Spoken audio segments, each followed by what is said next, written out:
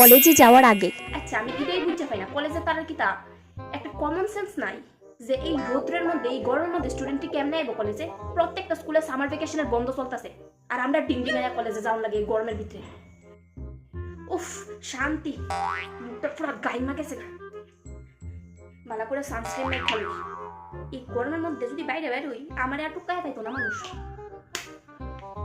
এই গরমের মধ্যে কলেজে যাওয়ান আর ফুটন্ত গরম জলের মধ্যে ডুইবা খাওয়ান একই কথা। গে অক্ষণে শুধু আমি স্নান করে এলাম, গোবর ফসা গন্ধ বাইরেছে, একটু পারফিউম দিয়ে আমি বেশ করে। ও কি গরম লাগতেছে ভাই, জায়গা কলেজে।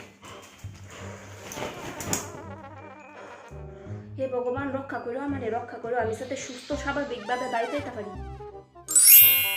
মা ফাইনালি আমি বাড়িতে আইলাম।